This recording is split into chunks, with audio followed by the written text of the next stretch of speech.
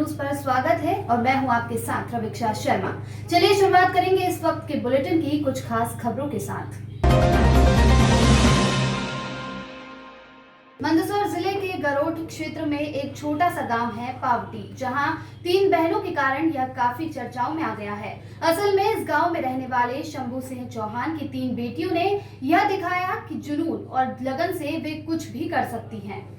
मंजू, भावना व संतोष चौहान नाम की इन तीनों राजपूत बहनों ने अपने पिता को अपनी इच्छा बताई कि वे मोदी जी के जन्मदिन पर उनके साथ सेल्फी लेना चाहती हैं, क्योंकि इन तीनों बहनों के रियल हीरो मोदी जी है। पिता ने बेटियों को समझाया कि कोरोना में मोदी जी की सेल्फी लेना फिलहाल संभव नहीं है। पिता के जवाब ने बेटियों की हिम्मत नहीं तोड़ी। बेटियों ने प्लान किया कि बात सेल्फी की है तो वे खुद अपने रियल हीरो का सेल्फी स्टेचू बनाएंगी। तीनों बेटियों ने तय किया और आज से 10 दिन पहले ही मिट्टी, रेत, लकड़ी का बुरादा, पीली मिट्टी आदि खुद जाकर लाई और दिन रात एक करके मोदी जी की सेल्फी स्टेचू बनाने में भिड़ गई। दिन भर में सिर्फ कुछ ही घंटों की नींद निकाल कर ही इन तीनों बहनों ने आखिरकार 17 सितंबर को मूर्ति तैयार करके सबके सामने खड़ी कर दी। कई बार काफी मुश्किल भी आई, लेकिन तीनों बहनों ने आखिर अपने हीरो की सेल्फी स्टेच्यू बना ही ली, जिसके साथ अब दूर दूर से लोग सेल्फी खिंचवाने आ रहे हैं और तीनों बहनों की जमकर तारीफ भी कर रहे हैं। पावटी गांव बहुत छोटा सा है, लेकिन इन बहनों ने इसे सोशल मीडिया में एक अलग पहचान पहले भी दिलाई थी, जब इन तीनों बहनों ने कोरोना पर लोकगीत बनाकर यूट्यूब पर डाले थे, जिसे काफी सराहा भी गया था। इन तीनों बेटियों ने ये तो एक बार फिर साबित करके दिखा ही दिया है कि यदि हौसला और जिद पक्की हो तो कुछ भी नामुमकिन नहीं है। आप सोचिए, एक सेल्फी के लिए इतना संघर्ष और मेहनत भला कौन करता है? लेकिन सारे किंतु परंतु के बावजूद इन बेटियों ने अपनी जिद पूरी करके ही दम लिया है। इनके जज्बे को SBCN सलाम करता है। और हमने मोदी जी के साथ हमारा मन था कि हम मोदी जी के साथ सेल्फी लें, पर कैसे लें? हम वहाँ पे जा भी नहीं सकते, और लॉकडाउन का समय है, तो कैसे सेल्फी लें? तो हमने सोचा कि हम एक स्टेचू बनाते हैं और उसके साथ जब चाहे जब सेल्फी ले सकते हैं। तो हमने अभी बन चुका है, तो हम जब चाहे जब सेल्फी ले सकते हैं। इनके साथ कोई भी सेल्फी ले सकता है। और हम तीनों बहनों ने मिलके मोदी जी की मूर्ति बनाई है। और हम तीनों ना मोदी जी के बहुत बड़े फ़ैन हैं। पहले भी हमने मोदी जी के लिए एक सॉन्ग लिखा था और अभी भी हमारा मन किया कि उनका बर्थडे आ रहा है तो हम उनके साथ सेल्फी लें, उनसे मिलने जाए, लेकिन अभी लॉकडाउन की वजह से ये तो हो नहीं सकता। तो हम तीनों के दिमाग में एक आइडिया है कि हम क्यों ना घर पे ही मिट्टी की मूर्ति बनाएं। तो उसके बाद हम मिट्टी लाए, पीली मिट्टी, काली मिट्टी, लकड़ी का बुरादा वगैरह सब मिला के मिट्टी की मूर्ति बनाई। और मम्मी पापा ने भी उसमें बहुत साथ दिया। लगभग 8 से 10 दिन मूर्ति बनाने में लगे और बहुत सी बार बिगड़ी भी सही, उसके बाद सुधार भी आया और हमने अब मूर्ति बना लिया। और इसके साथ हम सेल्फी ले सकते हैं, दूसरे लोगों को भी वो भी ले सकते हैं। हमारी बालिकाओं ने वैसे मोदी जी के जन्मदिन पे सोचा कि हम मोदी जी के साथ सेल्फी लें। मैंने मना कर दिया उनको, मोदी जी के साथ सेल्फी अब नहीं ले सकते बेटा। उन्होंने कहा कि नहीं, हम मूर्ति बनाएंगे। मैंने कहा मूर्ति बना सकती हो क्या, कभी बनाई नहीं आपने? कि नहीं हम मूर्ति बनाएंगे और मोदी जी के साथ जन्मदिन पे सेल्फी लेंगे। तो उन्होंने आज ये कारनामा कर दिखाया। उनकी मेहनत को मैं सलाम करता हूँ। मुझे गर्व है हमारी बालिकाओं के ऊपर कि आज ऐसी होनहार बालिकाएं हमारे घर है कि जो आज वो मोदी जी को राष्ट्रपति मानते हैं और मोदी जी को अपना हीरो मानती हैं हमारी दोनों तीनों बालिकाएं। तो मुझे गर्व है ऐसी बालिकाओं पर। क्या नाम आपका? शंभू सिंह चौहान, समाज सेवी काम करता हूं और मैं ग्राम पावटी, तहसील गरोठ, जिला मंदसौर का रहने वाला। मंदसौर जिले के नारायणगढ़ थाना पुलिस ने फिर बड़ी सफलता हासिल करते हुए एक कार से 270 ग्राम अवैध स्मैक के साथ 2 आरोपियों को गिरफ्तार किया है। दरअसल सब इंस्पेक्टर गौरव लाड़ के नेतृत्व में टीम ने मुखबिर की सूचना पर एक कार से 270 ग्राम अवैध मादक पदार्थ स्मैक जब्त कर 2 आरोपियों को गिरफ्तार किया है। बूढ़ा चौकी प्रभारी गौरव लाड़ ने बताया कि गुरुवार को शाम मनासा मार्ग पर एक कार को रोका और तलाशी लेने पर कार से 270 ग्राम अवैध मादक पदार्थ स्मैक को बरामद किया। इसके साथ ही कार में सवार 2 लोगों को भी गिरफ्तार किया। मौके से पुलिस आरोपियों को थाने लेकर पहुंची। पुलिस ने आरोपियों के खिलाफ NDPS एक्ट की धाराओं में प्रकरण दर्ज कर आरोपियों को कोर्ट में पेश किया। गौरतलब है कि कुछ दिनों पूर्व ही बूढ़ा चौकी पुलिस ने 70 ग्राम अवैध स्मैक बरामद की थी। ये कल रात्रि तकरीबन 9 बजे की बात है। हमें मुखबिर से एक सीक्रेट इन्फॉर्मेशन मिली थी कि 2 व्यक्ति एक सेंट्रो कार क्रमांक MP 13 CA 0335 में अवैध मादक पदार्थ इसमें कार में कहीं स्कीम बनाकर छुपाकर लेकर जाने वाले हैं, जिस पे जो है विश्वसनीय मुखबिर की सूचना थी, इसलिए जो है एम्बुश की कार्रवाई की गई बरखेड़ा वीरपुरिया फंटे पर, जो पिपलिया मंडी और मनासा रोड पे है। और तलाशी के दौरान उस कार से हमें 270 ग्राम अवैध मादक पदार्थ स्मैक मिली है, जिसे मौके से जब्त कर दोनों आरोपियों जिनका नाम एक मुमताज़ शाह निवासी माल्याखेड़ी और अकील मेवाती ये निवासी नाहर सैयद का है, इन दोनों के कब्जे से 270 ग्राम अवैध मादक पदार्थ स्मैक बरामद हुई है। मौके की कार्रवाई करी है, दोनों को गिरफ्तार कर 8/21 NDPS एक्ट का मामला दर्ज किया है और विवेचना मिली है। कोरोना संकट के बीच बेरोजगारी और आर्थिक तंगी से जूझ रहे बैंड बाजा व्यवसायियों द्वारा अपनी मुख्य मांगों को लेकर लगातार धरना प्रदर्शन किया जा रहा है। अब नीमच के मनासा में भी बैंड कलाकारों ने धरना प्रदर्शन शुरू कर दिया है। अनिश्चितकालीन धरना प्रदर्शन की शुरुआत करते हुए मनासा में बैंड कलाकारों ने सरकार के समक्ष अपनी मांगे रखी। बैंड कलाकारों ने कहा कि प्रत्येक संगीत से जुड़े कलाकारों को 50,000 की आर्थिक सहायता शासन द्वारा दी जाए। प्रत्येक संगीत से जुड़े कलाकारों को जैसे बैंड मास्टर, ढोल मास्टर, स्टेज कलाकार आदि उन्हें 5-5 लाख रुपए का लोन अर्धवार्षिक किश्तों के हिसाब से बिना गारंटी एवं बिना ब्याज के दिया जाए। प्रदर्शन कर रहे बैंड बाजा कलाकारों ने कहा, हमेशा हर कार्यक्रम में खुशियां और रौनक बढ़ाने वाले अब खुद ही दुखी है। प्रदर्शन के दौरान कोई तो सुने हमारी पुकार, हम हो गए हैं बेरोजगार और हम परिवार कैसे चलाएंगे, बिना पैसे भूखों मर जाएंगे नारों के साथ प्रदर्शन कर रहे हैं। ये जो धरना प्रदर्शन अनुसूचित काल धरना मनासा तहसील और ये शारदा संगठन ने जो आज रखा है, हम नीमच जिले से यहाँ पे कम से कम इनके समर्थन में 25 बैंड मास्टर कलाकार यहाँ पे आए हैं और इनको समर्थन देने हैं। सरकार से हमारा ये अभी तक के जो हमने जनप्रतिनिधि सब जितने भी अपने अपने जो तहसील जिला वाले हैं, सब अपने अपनी जगह जनप्रतिनिधि को अपना ये कागज दे चुके हैं। सरकार ने अभी हम तक के हमारी कोई सुनवाई नहीं की है, तो इसमें हमारे को मजबूरन ये धरना करना पड़ा।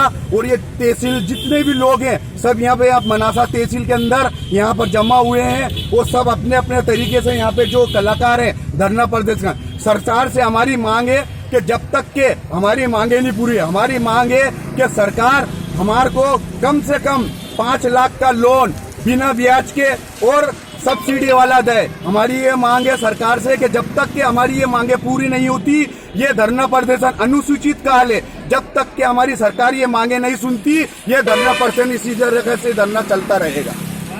मनासा से मंगल कुशवाहा की रिपोर्ट। बीते दिनों रतलाम से आए रेलवे की टीम के साथ रेलवे पुलिस फोर्स द्वारा नीमच शहर के CRP रोड पर स्थित एक ट्रैवल एजेंसी के ऑफिस पर कार्यवाही करते हुए अवैध रेल टिकट बेचने का मामला उजागर हुआ है। आरोपी द्वारा फर्जी टिकट बेचे जा रहे थे।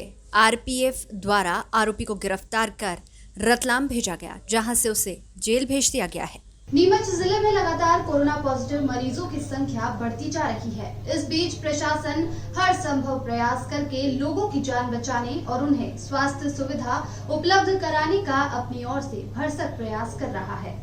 वहीं नीमच जिले में लगातार कोरोना पॉजिटिव मरीजों की संख्या बढ़ती जा रही है। इस बीच प्रशासन हर संभव प्रयास करके लोगों की जान बचाने और उन्हें स्वास्थ्य सुविधा उपलब्ध कराने का अपनी ओर से भरसक प्रयास कर रहा है, मगर नीमच जिले के दर्जन भर से अधिक निजी चिकित्सालय जिनके द्वारा शासन की विभिन्न योजनाओं का लाभ अपने निजी हितों के लिए डॉक्टरी पेशे की आड़ में लिया जाता रहा है, आज संकट के समय कोई भी खड़ा नहीं है। केवल शासकीय चिकित्सालय का स्टाफ है अपनी सतत सेवाएं दे रहा है। नीमच जिले में जिला कलेक्टर जितेंद्र सिंह राजे ने निजी अस्पताल संचालकों से कोरोना और आयुष्मान योजना के तहत लोगों का निःशुल्क इलाज करने के लिए निजी अस्पतालों को पंजीयन करने के लिए कहा, मगर निजी अस्पताल ने इसमें कोई भी रुचि नहीं दिखाई। हालांकि 2 अन्य बीमारियों के लिए 2 अस्पतालों ने अपनी सहमति जरूर आयुष्मान योजना के तहत दी है। जिस तरह देश व जिले में कोरोना मरीजों की संख्या व मौत का आंकड़ा बढ़ता जा रहा है, ऐसे में निजी स्वार्थ छोड़कर निजी चिकित्सालय को आगे आकर जनसेवा के इस कार्य में अपना सहयोग देना चाहिए। इस मामले पर निजी चिकित्सालयों की अपनी दलील है, वे संसाधनों के अभाव की बात कर रहे हैं। साथ ही व्यवस्थाओं को लेकर भी उनकी कुछ परेशानियां हैं। बहरहाल जो भी हो, निजी चिकित्सालय की कोरोना के दौर में इस तरह से दूरी बनाना निजी चिकित्सालय की कार्यप्रणाली पर सवाल खड़े करता है। इसमें हमारे पूर्व में बहुत कुछ दिन पहले बैठक ली थी। बैठक में हम सभी चिकित्सकों को बुलाया था, क्योंकि हमको मेडिकल स्पेशलिस्ट मेडिसिन में हमें अति आवश्यकता है। क्योंकि कोरोना के लिए जो जैसा आप देख रहे हैं कि केसेस बढ़ रहे हैं, उस स्थिति में हमें 2 डॉक्टर ने और 1 डॉक्टर पूर्व कार्यरत थे और 2 डॉक्टरों ने और सहमति प्रदान की थी। हमने उनके अकॉर्डिंग हमने उनके आदेश भी जारी कर दिए थे, लेकिन अपरिहार्य कारणों से वो अपना समय ज़्यादा दे नहीं पा रहे हैं। समय ज़्यादा दे नहीं पाते हैं क्योंकि उनके भी खुद के भी अस्पताल हैं और वो अस्पतालों में अपने बिजी रहते हैं वो। तो जब भी हमको आवश्यकता पड़ती है उनसे हम बुला लेते हैं और काम करवाते हैं। सर, प्राइवेट हॉस्पिटल क्या सपोर्ट कर रहे हैं कोविड-19 में?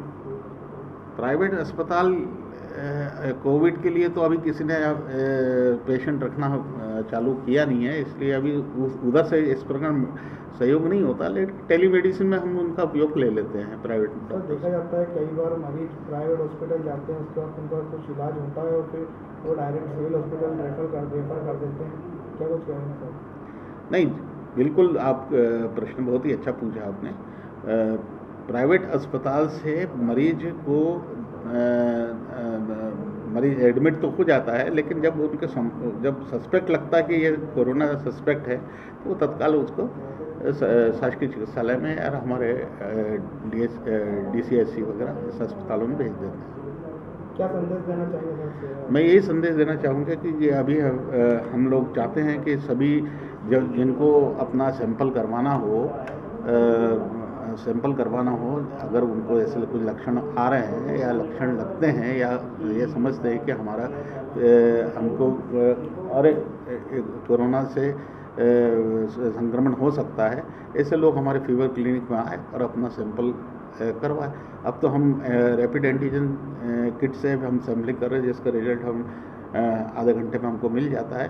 तो एक सुविधा और है कि हम रैपिडली हम सैम्पलिंग करके उनका रिजल्ट बता सकते हैं। और एक चीज़ और है, अभी शासन ने ये भी निर्देश जारी करे हैं कि अगर एसिम्प्टोमेटिक केस है और एसिम्प्टोमेटिक के साथ साथ अगर उसको कोई प्रॉब्लम नहीं है, उसके घर में हमारे प्रोटोकॉल के हिसाब से अटैच लेट बाथ है और उसको केयर टेकर है, केयर गिवर है, ऐसे व्यक्ति को हम होम आइसोलेशन भी करते हैं। और होम आइसोलेशन क्योंकि जब देखा कि कई लोग भर्ती के नाम से घबराते हैं और उनको कोई वैसे तकलीफ रहती नहीं है, एसिम्प्टोमेटिक रहते हैं, ऐसे केसेस को हम लोग होम आइसोलेशन करने की प्रक्रिया अपना चुके हैं और हम कई लोगों को हम होम आइसोलेशन में भी रख रहे हैं। तो अब यह कहना कि अब हमको अस्पतालों में ले जाएंगे वहाँ रखेंगे, ऐसा नहीं है। अगर आपकी व्यवस्था हमारे प्रोटोकॉल के हिसाब से होती है तो हम उनको होम आइसोलेशन भी कर सकते हैं। ये एक बड़ी अच्छी सुविधा मिल गई है, जिससे कि लोगों को थोड़ा सा जो डिस्कम्फर्ट होता है अस्पतालों में, वो डिस्कम्फर्ट कम हो जाए। दूसरा ये है कि ज़रूरी नहीं है कि उसको सिम्टम्स हो वही फीवर क्लिनिक में आके सैंपल करवाए। जिसको सिम्टम्स जो उसको शंका भी हो कि मेरे को कोरोना तो नहीं हुआ, वो भी आए फीवर क्लिनिक में आए। फीवर क्लिनिक सुबह 8 बजे से रात को 8 बजे तक रात में खुली रहती है और ऐसे में कभी भी आकर के अपना सैंपल दे दे और अपना रिजल्ट प्राप्त कर दे। कई लोगों का ICU में जैसे जिसके पेशेंट है उनका कहना है कि हमको यहाँ पर हम जैसे परिजन हैं वो उनसे पूछते हैं कि उनका पल्स है, BP वगैरह क्या है, तो वहाँ पे डॉक्टर उनको बताते नहीं है, उनको बोल देते। तो इस बारे में देखा नहीं, ऐसी हेल्प डेस्क लगी हुई है, हेल्प डेस्क पे फ़ोन करें, वो पेशेंट के बारे में जानकारी देंगे। ये तो कहना गलत है कि बताते नहीं हैं। अब एक चीज़ बताओ कि आप किसी को पल्स ऑक्सीमीटर से देख करके क्या करेंगे? परिजन क्या करेंगे? डिसाइड तो डॉक्टर ने करना है कि उसको यहाँ रखना है या रेफ़र करना है या उपचार में चेंज करना है या ऑक्सीजन देना है नहीं देना है, ये तो डॉक्टर का ज्यूरिडिक्शन है। उनसे तो केवल यही पूछ सकते हैं कि कंडीशन कैसी है, क्रिटिकल तो नहीं है, अच्छा है या तबीयत स्वस्थ है, ये चीज़ें पूछ सकता है वो। सर, विगत लंबे समय से जो रोज़ मौतें हो रही है कोरोना के कारण लोगों की, उसमें सर जो स्वास्थ्य विभाग आंकड़े जारी करता है वो उस 30 के आसपास ही घूम रहा है सर, आगे नहीं जाना। नहीं, देखिए इसका सीधा सीधा है कि जो कोविड टेस्ट पॉजिटिव केस है उसकी डेथ होती है, उसको ही रिपोर्टिंग करते हैं, क्योंकि एपिडेमियोलॉजिकली वो वही केस लैब कंफर्म केस को ही हम उसको कोविड के नाम से उसकी डेथ डिक्लेयर करते हैं। सर जैसे एक दिन में 3 मौतें कोरोना से हुई है, उसको अपन जो अपडेट कर रहे हैं बुलेटिन में, वो उसमें शो नहीं हो रही है। देखिए हमारे कहा जाए कि मतलब छुपाया जा रहा है क्या करेंगे छुपा करके? एक बात बताइए, आप ये चीज़ें छुपती है क्या? डेथ ऐसी चीज़ नहीं है कि किसी छुपा, ये कहना गलत है कि कोई डेथ छुपाई जा रही है। डेथ क्या है कि जो हमारे जो बुलेटिन जो बनता है टाइम से रहता है, अगर उस टाइम के पहले हुआ है तो वो बुलेटिन में आ जाता है, और नहीं होता है तो दूसरे दिन बुलेटिन में आता है, इसलिए आपको थोड़ा सा डिफरेंस उसमें दिखता है। बाकी कोई ऐसा कोई छुपाने वाली बात ही नहीं है, न छुपाने से क्या हमको क्या मिलेगा। ठीक है। हाँ? इलाज करने के लिए अभी निजी अस्पतालों में मना किया क्या है? देखिए, मैं आपदा मीटिंग में हमेशा जाता रहा हूँ, और कलेक्टर साहब का रुख बहुत सकारात्मक रहता है कि नीमच में कम से कम कोरोना हो। लेकिन चूँकि पिछले कई दिनों से हम लोग ये वाच कर रहे हैं कि लोग बड़े लापरवाह होते जा रहे हैं, मास्क पहनना बंद कर रहे हैं और जगह जगह क्राउड में जा रहे हैं, बाज़ारों में बहुत खुलेआम घूम रहे हैं, और अति आवश्यक काम होने भी बाहर जाना चाहिए, पर वैसे भी लोग ऐसी तशरीफ़ करने जाते रहते हैं। तो इससे कोरोना की जो पॉजिटिविटी रेट है वो काफ़ी बढ़ गया है। ऐसी स्थिति में जो एक सिविल हॉस्पिटल में, जो डिस्ट्रिक्ट हॉस्पिटल में एक उनके पास बेड्स हैं जो लिमिटेड हैं, तो कलेक्टर साहब का सदा यह आग्रह रहा है हम लोगों से कि प्राइवेट हॉस्पिटल वाले भी इस मामले में अपना सहयोग दें। और हम लोग निरंतर जितने भी फीवर क्लिनिक से आए हुए पेशेंट हैं या बुखार वाले जिनमें हम सस्पेक्ट करते हैं, हम उनको सिविल हॉस्पिटल भेज रहे हैं, पर चूंकि वहाँ जगह कम है, टेस्ट होने की सुविधा कम है, तो हम लोगों ने कलेक्टर साहब से बोला है इस संबंध में कि यदि प्राइवेट हॉस्पिटल में यदि ऐसी कुछ सुविधा हमको उपलब्ध कराएं कि हम अपने अस्पतालों में कुछ सस्पेक्टेड कोविड के पेशेंट रख लें, तो प्राइवेट हॉस्पिटल इस बात के लिए तैयार है। पर एक जो इसके नियमानुसार एक जो गति होती है कि उसमें हॉस्पिटल में एंट्री और एग्ज़िट जो अलग अलग होना चाहिए, उन्हीं अस्पतालों में ये सुविधा होना चाहिए। क्योंकि नीमच के अधिकतर अस्पताल में एक ही एंट्री है ना, आने की और जाने की एक एंट्री है। ऐसे में यदि कोरोना वाले पेशेंट आते हैं और उसके साथ नॉन कोरोना वाले पेशेंट भी यहाँ आते हैं, तो उनको भी होने का डर रहता है। ये एक बहुत बड़ी दुविधा आ रही है। कुछ एक अस्पताल नीमच में ऐसे हैं जहाँ एंट्री और एग्ज़िट अलग अलग हैं। वो लोग निश्चित रूप से अपने आप मानसिक रूप से अपने आप को तैयार कर रहे हैं कि भविष्य में यदि और कोरोना के पेशेंट बढ़े तो निश्चित रूप से प्राइवेट अस्पताल भी अपना पूरा सहयोग शासन को देंगे। और हमारी ये कोशिश है कि नीमच में कम से कम कोरोना के पेशेंट रहें, और जो मार्टिलिटी डेथ रेट काफ़ी बढ़ गया इन दोनों में, हमारी पूरा सहयोग रहेगा शासन को कि ये जो डेथ रेट है इसको कम से कम करें और पेशेंट को बाहर कम से कम भेजना पड़े। ऐसी हमारी कोशिश जारी है। अभी जो निजी अस्पतालों में सबने मना कर दिया कि हम नहीं करेंगे इलाज, उसकी एक ही वजह है, जो मना करने का जो एक ही वजह है कि अधिकतर हमारे अस्पतालों में मैंने बताया ना, जैसे कि हमारे पास कोई अलग से एक आइसोलेशन वार्ड की सुविधाएं नहीं है। जैसे मेरा ही अस्पताल देख लीजिए आप, तो यहाँ प्राइवेट रूम और वार्ड सब जुड़े हुए हैं। ऐसे में यदि मैं एक पेशेंट को अलग से रखता हूँ और बाकी उनके साथ कोरोना वाले पेशेंट भी रख लेता हूँ, तो निश्चित रूप से किसी उस पेशेंट ने छींका या कोई खांसी की तो दूसरे लोग भी संक्रमित होने का डर रहता है। तो ये जो सुविधा है, ये 2-3 ही जो नीमच के बड़े अस्पताल हैं उनमें एक थोड़ा एंट्री और एग्जिट अलग है, बाकी छोटे अस्पतालों में ये है नहीं है। तो ये एक बहुत बड़ी दुविधा है बिल्कुल बराबर। और बाकी यदि शासन ने हम लोगों से ये सहयोग मांगा कि हम सिविल हॉस्पिटल में अपनी सेवाएं देते रहेंगे, तो हमारे नीमच के IMA के डॉक्टर सभी लोग अपनी सेवाएं देने के पहले भी दी है और आगे भी हमारे जो कुछ 2-3-4 MD यंग हैं उन्होंने बिल्कुल अपनी कंसेंट दी हुई है कलेक्टर साहब को कि कभी ज़रूरत पड़ी और कभी वहाँ बहुत ज़्यादा पेशेंट रहे तो 8-8 घंटे की ड्यूटी वो लोग देते रहेंगे। शहरवासी जिलावासी को क्या संदेश देना चाहिए? किसके लिए? शहर को क्या संदेश देना चाहिए? बस मैं बिल्कुल नीमच की जनता से आग्रह करता हूँ कि जिस ढंग से पहले लॉकडाउन के दौरान लोगों ने अपने घर से बाहर निकलना बंद कर दिया था, अभी भी एक प्रकार से अपने आप को लॉकडाउन ही माने और अति आवश्यक काम होने पे बाहर निकलें और कम से कम निकलें तो मास्क जरूर पहने। जैसे कि हमारे अस्पताल में हमने बिल्कुल एंट्री बिना मास्क के बंद कर दी है, सोशल डिस्टेंसिंग मेंटेन की है और सैनिटाइजेशन की जो सुविधा होती है, मैं हर दुकानदार से निवेदन करता हूं कि अपने दुकान के बाहर लोगों के हाथ सैनिटाइज करवाएं, जाते समय भी और आते समय भी। ताकि ये बीमारी, एक ही उपाय है मास्क पहनना और अपने हैंड वॉश करना और एक सोशल डिस्टेंसिंग बनाए रखना। ये एक बहुत सबसे बड़ा तरीका। वैक्सीन करने के लिए बहुत समय है। वैक्सीन की 3rd ट्रायल शुरू होगी, मिनिमम 6 मंथ्स और लगेंगे, तो मार्च, अप्रैल, मई, जून में आएगा, जब तक बहुत नुकसान हो चुका होगा यदि जनता जागरूक नहीं रहेगी तो। आपका नाम? मेरा नाम डॉक्टर अशोक जैन, मैं MD मेडिसिन और IMA का अध्यक्ष।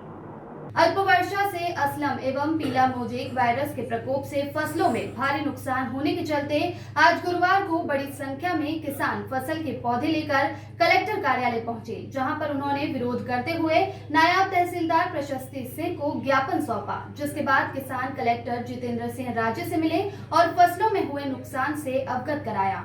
वहीं ज्ञापन में बताया गया कि चीताखेड़ा, हरनावदा, दलपतपुरा, सोनियाना, घोसुंडी, जागीर, अमलावली जागीर, कराड़िया महाराज, राबड़िया, बमोरा, महुड़िया सहित कई पंचायतों के किसान अल्पवर्षा के कारण सोयाबीन की फसलों में हुए अफलन और पीला मोजेक वायरस से भारी नुकसान हुआ, जिससे किसानों के सामने भारी संकट खड़ा हो गया है, क्योंकि कम वर्षा के कारण नष्ट हो गई फसलों की लागत भी किसानों को मिलना असंभव है।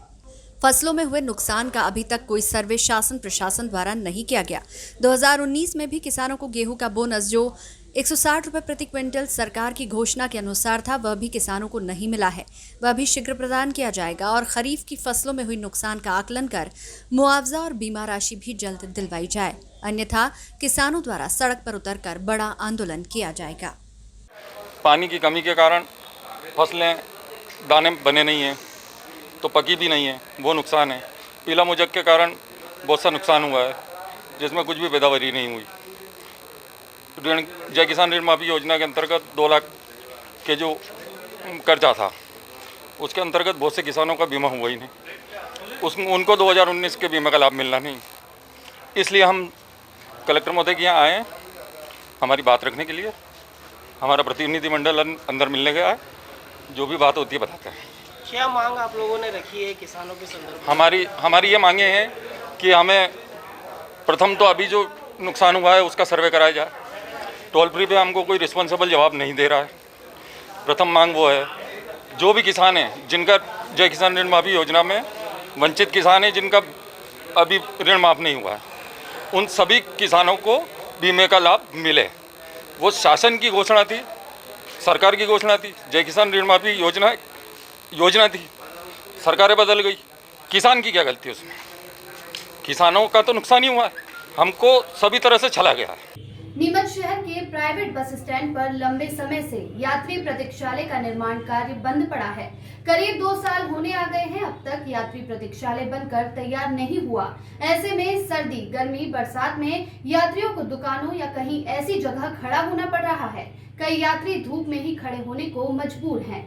हालांकि कोरोना काल के दौरान बस बंद थी, मगर अब बसों के चालू होने के बाद यात्रियों के लिए हालात वैसे ही है। बिना छत के यात्री प्रतीक्षालय में लोग इंतजार करने को मजबूर है।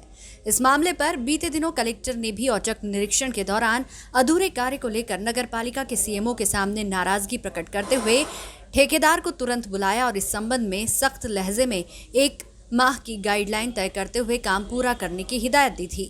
मगर कलेक्टर की सख्ती का भी असर अब तक दिखाई नहीं दिया है। करीब 1 सप्ताह होने आ गया है, मगर अब तक ठेकेदारों ने कार्य को पुनः शुरू करने की जहमत नहीं उठाई। उधर इस मामले पर नगरपालिका के CMO CP राय का कहना है कि जल्द ही कार्य शुरू हो जाएगा। इस संबंध में उनके द्वारा ठेकेदार से चर्चा हुई है, आगामी 1-2 दिन में कार्य शुरू हो जाएगा। कलेक्टर सर ने उस दिन जब दौरा किया था, उन्होंने समय दिया था और ठेकेदार से मैंने कल जब बात किया था तो उन्होंने कहा था मैं गुरुवार से काम हर हाल में शुरू कर दूँगा। कब तक ये पूरा हो जाएगा? जी, कब तक ये काम पूरा हो जाएगा? अधिक से अधिक उनका जो अनुमान है 1 से 1.5 माह का है। इसके अंदर जब तक काम पूरा नहीं होता है, जब तक वहाँ यात्री के लिए क्या कुछ व्यवस्था है? यात्रियों के लिए अभी अस्थायी व्यवस्थाएं हैं।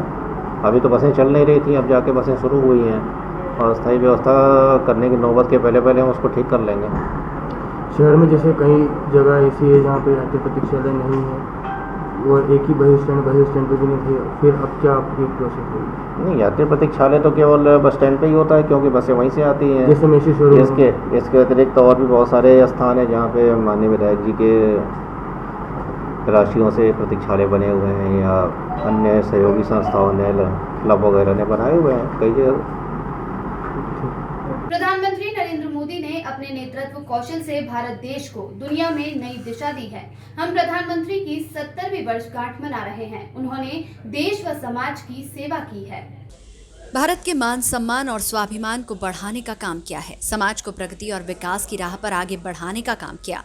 कश्मीर की धारा 370, राम मंदिर का मार्ग प्रशस्त करना और 3 तलाक की बेड़ियों से मुस्लिम महिलाओं को मुक्ति दिलाने जैसी अनेक जटिल समस्याओं का समाधान किया है। उक्त विचार मंत्री ओम प्रकाश सकलेचा ने प्रधानमंत्री मोदी के जन्मदिवस पर विकास नगर स्थित आनंद मंगल भवन में आयोजित समारोह में व्यक्त किए।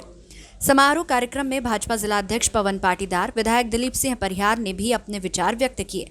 इस दौरान भाजपा जिला महामंत्री वीरेंद्र पाटीदार, भाजपा मुखर्जी मंडल नगर अध्यक्ष मोहन सिंह राणावत, दीनदयाल मंडल अध्यक्ष योगेश जैन आदि मंचासीन थे। इस अवसर पर प्रधानमंत्री के व्यक्तित्व कृतित्व पर आधारित चित्रमय प्रदर्शनी व सेवा सप्ताह का शुभारंभ उपस्थित अतिथियों द्वारा फीता काटकर किया गया। भारतीय जनता युवा मोर्चा जिलाध्यक्ष भूपेंद्र भीमावत के नेतृत्व में सेवा सप्ताह के दौरान विभिन्न सेवा कार्यक्रम होंगे। उसका विमोचन भी अतिथियों द्वारा किया गया। थे चाय बेचकर वो अपना जीवन निर्वाह करते थे। माता की सेवा करके संघ की शाखा में खेल खेलने उनने मातृभूमि के भाव सीखे और आज वह एक विश्व के नेता के रूप में उभर कर सामने आ रहे हैं। हम देखते हैं नरेंद्र मोदी जी ने के कार्यकाल में चीन पाकिस्तान की जो समस्याएं थी, चीन से उनसे कहा है कि हम डोकलाम में कहीं पीछे हटने का काम नहीं किया है। पूरे भारत का मान उनने विश्व में बढ़ाया है। ऐसे महामानव का जन्मदिन बनाकर हम गौरवान्वित हो रहे हैं। सम्माननीय यशस्वी देव पुरुष योगी व्यक्तित्व नरेंद्र मोदी जी के 70वें जन्मदिन के अवसर पर 14 तारीख से 20 तारीख तक भारतीय जनता पार्टी के राष्ट्रीय संगठन के द्वारा ये सब कार्यक्रम आयोजित किए जा रहे हैं। उसी कार्यक्रम के तारतम्य में वृक्षारोपण, स्वच्छता अभियान, गरीब बस्तियों में फल वितरण, युवा मोर्चा द्वारा रक्तदान और उसी तारतम्य में ये मोदी जी के ऊपर गोष्ठी और ये प्रदर्शनी का आयोजन किया गया है। यशस्वी प्रधानमंत्री आज भारत देश के ही नहीं अपितु विश्व के नेता हैं। एक ये ऐसा बिरला व्यक्तित्व ईश्वर ने हमारे इस भारत माता की झोली में डाला है, जिसके कारण से आज पूरी दुनिया में भारत का बोलबाला है। आज नरेंद्र मोदी जी के लिए कहते हैं कि नरेंद्र मोदी ऐसे व्यक्तित्व हैं कि जब वे काम करते हैं तो दिन के 24 घंटे भी उनको कम पड़ते हैं, और आज उनने वो सब काम करके दिखाया है। उनकी माँ का आशीर्वाद लेकर, इस पूरे भारत देश की माताओं का आशीर्वाद लेकर, भाइयों का आशीर्वाद लेकर, इस भारत के अनेक लाखों करोड़ों नागरिकों का आशीर्वाद लेकर उनने वो सब काम किए हैं जिसकी लोगों को बरसों से इंतज़ार था। और उन्हीं कामों की प्रदर्शनी उनके बचपन से लेके, जब उनने बचपन में तालाब में नहाते हुए एक मगरमच्छ का बच्चा जब उन्हें तालाब में दिखा और उन्हें लगा कि ये किसी और को नुकसान न पहुंचा दे, तो उसका मुंह दबोच के और उसे उठा के वो गांव तक लेके आए। उस साहसी व्यक्तित्व का जन्मदिन, 70वां जन्मदिन आज भारतीय जनता पार्टी बना रही है। और आज फिर वो पुनः उन मगरमच्छों का मुंह दबोच रहे हैं जो मगरमच्छ भारत को खाने के लिए मुंह फाड़ रहे हैं। वो पाकिस्तान जैसे मगरमच्छ का उनने मुंह दबोच लिया, चीन जैसे शक्तिशाली मगरमच्छ का उनने मुंह दबोच लिया। इसलिए हम सब कार्यकर्ता, भारतीय जनता पार्टी के कार्यकर्ता और ये पूरे देश के सभी नागरिक आज इस सब पर गर्व करते हुए उनके जन्मदिन के अवसर पर ये अनेक कार्यक्रम कर रहे हैं और उन्हें बधाई प्रेषित कर रहे हैं। पुलिस अधीक्षक मनोज कुमार राय के निर्देशन में अतिरिक्त पुलिस अधीक्षक सुंदर सिंह कनेश एवं नगर पुलिस अधीक्षक राकेश मोहन शुक्ल के मार्गदर्शन में कैंट थाना प्रभारी कैंट अजय सारवान के नेतृत्व में पुलिस टीम द्वारा कार्रवाई की गई। ट्रक के अंदर यूरिया खाद के कट्टों के नीचे छुपा कर ले जाया जा रहा 7 क्विंटल 3 किलोग्राम डोडा चूरा जब्त किया गया है। पुलिस को बुधवार रात्रि में सूचना प्राप्त हुई थी कि मनासा थाना क्षेत्र के अरनिया चंद्रावत निवासी तूफान पिता मोहन दायमा जाति बंजारा निवासी का टाटा मिनी ट्रक क्रमांक GJW 3254 में खाद के कट्टों के नीचे डोडा चूरा भरकर ले जाया जा रहा है। ट्रक ड्राइवर बाबूलाल पिता पुराराम जाट निवासी बायतू जिला बाड़मेर के साथ मनासा से लेकर जेतपुरा फांटा होते हुए राजस्थान जाने वाला है। पुलिस ने ट्रक को शंका के आधार पर रोका और तलाशी ली। इस दौरान उत्तम यूरिया खाद के कट्टों के नीचे अवैध रूप से तस्करी कर ले जाया जा रहा 7 क्विंटल 3 किलोग्राम डोडा चूरा जब्त किया। पुलिस द्वारा दोनों आरोपियों को गिरफ्तार कर NDPS एक्ट में मामला पंजीबद्ध किया गया। प्रकरण में फरार आरोपियों की तलाश जारी है। कल ये दोपहर बाद मुखबिर से सूचना मिली थी कि एक 407 ट्रक है जो कि जेतपुरा तरफ से इधर मनासा और जेतपुरा रोड से आके और राजस्थान जाने वाला, उसकी सूचना पर कल शाम को 7-8 बजे के करीबन दार्जिलिंग थाना केंद्र की टीम द्वारा वहाँ पर चेकिंग पॉइंट लगाया गया और उस ट्रक को रोका था। उस ट्रक में रोकने पर उसमें यूरिया के कट्टे भरे हुए थे, जिसको तलाश करते उसमें 37 कट्टों में कुल 7 क्विंटल 3 किलो डोडा चूड़ा मिला है। और मौके के पहले ही गाड़ी रोकने से पहले ही गाड़ी रोककर एक तूफान बंजारा जो कि मनासा थाना क्षेत्र के हैं वो, और एक बाबूलाल जाट जो कि राजस्थान का रहने वाला है, ये दोनों मौके का फ़ायदा उठाकर वहाँ से भाग गए हैं और जिनके नाम उसमें प्रकरण में दर्ज किए गए हैं और इस संबंध में अग्रिम विवेचना की जा रही है। अखिल भारतीय विद्यार्थी परिषद नगर इकाई मंदसौर द्वारा विधि महाविद्यालय लॉ कॉलेज में प्रदर्शन करते हुए तालाबंदी की गई। एबीवीपी छात्रों का कहना था कि महाविद्यालय लगातार तुगलकी फरमान जारी कर छात्रों की जेब काटने का काम कर रहा है। दरअसल एबीवीपी छात्र नेताओं छात्रों द्वारा सूचना मिली कि लॉ कॉलेज की लाइब्रेरी में मनमानी चल रही है। वह ये कि जो कोई भी छात्र पढ़ने के लिए पुस्तकालय से पुस्तक ले जाना चाहता है, उसके एवज में छात्र को पहले पुस्तकों की कीमत जमा करना होगी। दरअसल महाविद्यालय द्वारा हाल ही में यह आदेश जारी किया गया, जबकि पहले कभी ऐसा नहीं हुआ। इससे परेशान छात्रों ने एबीवीपी को शिकायत की, जिसके बाद एबीवीपी छात्र नेता महाविद्यालय पहुंचे और प्रिंसिपल ऑफिस में प्राचार्य नरेंद्र कुमार जैन से आदेश को वापस लेने की चर्चा की। काफी देर चली बहस के बाद प्राचार्य ने ट्रस्ट के समक्ष मामला रखने की बात कही, लेकिन छात्र अड़े रहे। एबीवीपी छात्रों ने प्राचार्य को 1 घंटे का समय देते हुए कहा कि अगर आदेश वापस ना हुआ तो कॉलेज में तालाबंदी कर दी जाएगी। ठीक 1 घंटे बाद छात्र गेट पर ताला लेकर पहुंच गए। कॉलेज में मौजूद प्राध्यापकों व एडमिशन को लेकर कुछ छात्र छात्राओं को बाहर आने के आग्रह किया। फिर एक के बाद भी बाहर आए, लेकिन प्राचार्य अंदर ही रहे। एबीवीपी छात्रों ने मुख्य गेट पर ताला जड़ दिया और बैठकर महाविद्यालय प्रबंधन के खिलाफ नारेबाजी करने लगे।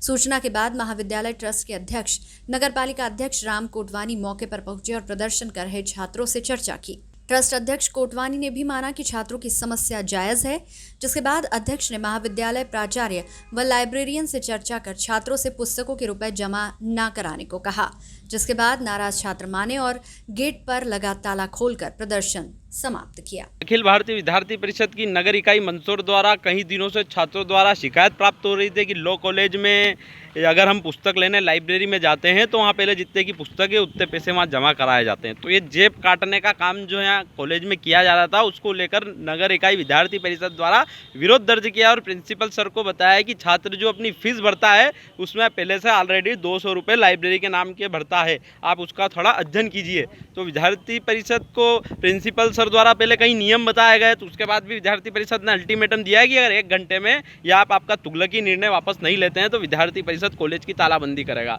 छात्र हितों के लिए विद्यार्थी परिषद किसी भी स्तर तक जाना चाहे जाएगा।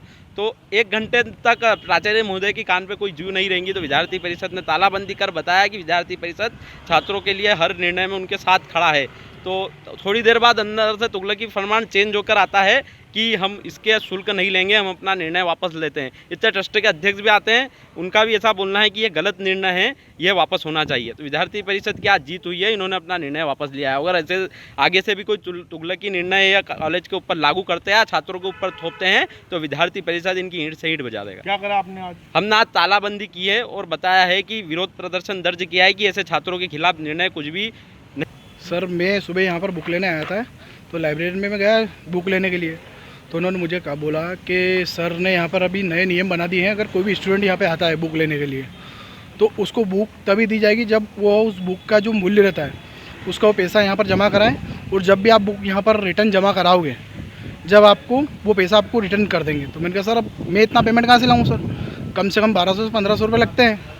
बोले ऐसा ये कीजिए कि आप प्राचार्य जी से बात करिए। प्राचार्य जी के पास में आया, मैंने कहा सर ऐसा ऐसा कंडीशन है, सर ने मेरे को ऐसा ऐसा बोला है। तो बोले कि नहीं ये रूल है यहाँ का और आपको ये फॉलो करना पड़ेगा।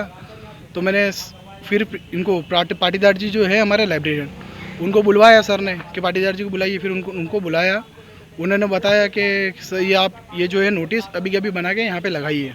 कि सभी जो स्टूडेंट है सबके लिए ये वाला रूल रखे। मैंने कहा सर यहाँ पे हम लोगों ने फ़ीस जमा की है और लगभग मैं यहाँ से 3 सेमेस्टर क्लियर कर चुका हूँ, यानी 5 सेमेस्टर क्लियर कर चुका हूँ, 3rd ईयर में हूँ, फाइनल सेम का स्टूडेंट हूँ मैं। तो मैंने कहा सर आज तक तो कभी नियम नहीं था। बोले आज तक नहीं था, बाकी अब ये नियम है। तो मैंने सर से ये बात की है, मैंने सर से बोला तो सर ने मेरे से ये जवाब दिया है कि आप लाइब्रेरियन जाने और आप जानो। तो मैंने कहा सर आप प्राचार्य हैं, आप मेन यहाँ के आप हैं, तो मैं आपसे ही बात करूँगा कि मेरे से कुछ भी बात मत कीजिए, आप लाइब्रेरियन से बात करें। प्राचार्य जी से ही समस्या बताई थी, प्राचार्य जी ने बोला आपको जो करना है वो करिए। फिर ABVP ने क्या करा? ABVP जो ये साथीगण हैं मेरे आए और इन लोगों ने सर से बात की, सर ने उनसे भी यानी कुछ क्लियर जवाब नहीं दिया। लगभग हम लोगों ने 1 घंटे का सर को समय दिया, उसके बाद भी 1 घंटे बाद भी लगभग सर का कोई निर्णय नहीं आया अंदर से। फिर उसके बाद हमने तालाबंदी की यहाँ पर। फिर निर्णय निकला? सर ने फिर अंदर से इनके पास कॉल आया था, फिर अध्यक्ष जो ट्रस्टी यहाँ के वो भी आए, उन्होंने बताया कि यानी ये जो रूल्स बनाए गए गलत है। छात्र संघ की मांग जायज़ है, एक्चुअल खाली विरोधाभास था। जो लाइब्रेरियन और प्रिंसिपल का ये सोच था कि अगर कोई व्यक्ति बुक्स ले जाता है तो वो वापस जमा नहीं कराएगा। ऐसी स्थिति में क्या हुआ, तो मैंने उनके निर्देश दिए हैं कि ऐसी स्थिति में आप ये निश्चित कर दें जो भी बच्चा आवे या बच्ची आवे उसे आप बुक्स दें, जितनी बुक्स मांगे दें, उसको रिकॉर्ड में दर्ज कर लें और उस पर सिग्नेचर करवा लें। लेकिन जब मार्कशीट देने की स्थिति आए, जब वो नो ड्यूज प्रमाण पत्र जब तक बुक्स का नहीं दे दे तब तक उसको मार्कशीट न दें। ऐसी स्थिति में पैसा नहीं लिया जाना चाहिए, क्योंकि कई बच्चे गरीब हैं, कहीं गाँव से आते हैं, कोई सक्षम है कोई असक्षम है। ऐसी स्थिति में उन बच्चों का क्या होगा। तो छात्र संघ की मांग बिल्कुल जायज़ थी, उस मांग को सही मानते हुए तत्काल प्रभाव से इसे मैं निर्देशित किया है कि सारे बच्चों को बुक्स दें और उनसे राइटिंग में लिखवा कर रख लें। लेकिन उनको नोटिस ऐसी स्थिति में जब मार्कशीट का नंबर आया तब ऐसी स्थिति में जब उसको नोटिस प्रमाण पत्र मिल जाए। बिल्कुल 17 सितंबर को प्रधानमंत्री के जन्म दिवस के अवसर पर पूरे भारत में बेरोजगारी दिवस मनाया गया। नीमच के भारत माता चौराहे पर भी विभिन्न संगठनों द्वारा विरोध प्रदर्शन कर बेरोजगारी दिवस मनाया गया। मजदूर संगठन सीटू के प्रदेश अध्यक्ष शैलेंद्र सिंह ठाकुर ने बताया कि 17 सितंबर गुरुवार को प्रसिद्ध समाजसेवी रामास्वामी एवं लोगों को काम देने वाले महापुरुष विश्वकर्मा जी के जन्मदिन के साथ साथ देश के प्रधानमंत्री नरेंद्र मोदी का भी जन्मदिन है, जिन्होंने 6 साल पहले 2 करोड़ लोगों को रोजगार देने की बात कही थी। परंतु देखने में आया है कि 6 सालों में 18 से 30 करोड़ लोग बेरोजगार हो गए हैं। आज प्रधानमंत्री नरेंद्र मोदी का जन्मदिन पूरे भारत में बेरोजगारी दिवस के रूप में मनाया गया। उसी संदर्भ में भारत माता चौराहे पर भी सीटू के बैनर तले विरोध प्रदर्शन किया गया।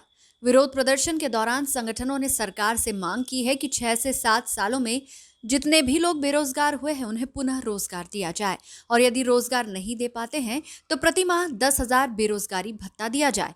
आज गुरुवार को भारत माता चौराहे पर विरोध प्रदर्शन के दौरान सीटू, NSUI, जनवादी, इंडियन फाउंडेशन, UYIF सहित कई संगठन के पदाधिकारी उपस्थित थे। देखिए आज 3 महत्वपूर्ण दिन है देश के लिए। एक तो बहुत बड़े समाज सुधारक रामास्वामी पेरियार का जन्मदिन है और जो लोगों को काम देते हैं, जो इंजीनियर हैं विश्व के सबसे बड़े, ऐसे विश्वकर्मा जी का भी आज जन्मदिवस है। और जिस आदमी ने इस देश के नौजवान और युवाओं को ये विश्वास दिलाया था कि वो प्रतिवर्ष 2 करोड़ रोजगार देंगे, प्रधानमंत्री नरेंद्र मोदी, उनका भी आज जन्मदिन है। लेकिन आप देखिए कि पिछले 6 सालों में हमारे देश में 18 से 20 करोड़ लोग बेरोजगार हो गए। तो आज पूरे देश में हम लोग आज के दिन को बेरोजगार दिवस के रूप में मना रहे हैं। ये पूरा ऑल इंडिया का कॉल है। मध्य प्रदेश ही नहीं, देश के प्रत्येक प्रदेश में युवा अपने घर से निकले हैं और निकल के आज बेरोजगारी दिवस मना रहे हैं। आज के दिन हमारी मांग है कि जो भी छात्र, नौजवान और ये कोरोना काल में जो लोग बेरोजगार हुए हैं उनको एक तो रोजगार दिया जाए। नंबर 2 बात, जब तक लोगों को रोजगार नहीं मिलता है तब तक 10,000 रुपये प्रति माह बेरोजगारी भत्ता दिए। शैलेंद्र सिंह ठाकुर, प्रदेश कार्यकारी अध्यक्ष सीटू। और आज के इस कार्यक्रम में 4 संगठन शामिल हुए हैं, CITU, Indian relief foundation, NSUI, DYFI, bank employees association. Madhya Pradesh के यशस्वी मुख्यमंत्री श्री शिवराज सिंह चौहान रविवार 20 सितंबर को मंदसौर जिले के सीतामऊ पहुंचेंगे। सीएम शिवराज यहां पहुंचकर आमजन को संबोधित करेंगे, वहीं कार्यकर्ताओं से मुलाकात भी करेंगे। मध्य प्रदेश में अब उपचुनाव का घमासान शुरू हो गया है। भाजपा और कांग्रेस दोनों ही दलों के बड़े नेता विधानसभा क्षेत्रों में ताबड़तोड़ रैलियां कर रहे हैं। इसी बीच 20 सितंबर रविवार को प्रदेश के मुख्यमंत्री श्री शिवराज सिंह चौहान मंदसौर जिले के सीतामऊ नगर में पहुंचेंगे। यहां कृषि उपज मंडी प्रांगण में आयोजित होने वाले कार्यक्रम में जनसभा को संबोधित करेंगे। उपचुनाव के इस रण में सुवासरा विधानसभा सीट पर कांग्रेस छोड़ भाजपा में आए कैबिनेट मंत्री हरदीप सिंह डंग उम्मीदवार है। खैर, कांग्रेस यहां अब तक अपना उम्मीदवार घोषित नहीं कर पाई है। रविवार दोपहर करीब 2 बजे सीएम शिवराज सीतामऊ पहुंचेंगे। सीएम के दौरे के पूर्व शुक्रवार को मंत्री हरदीप सिंह डंग, जिला कलेक्टर व एसपी ने कार्यक्रम स्थल का निरीक्षण किया। इस वक्त के बुलेटिन में फिलहाल इतना ही। आप देखते रहिए SBCN न्यूज।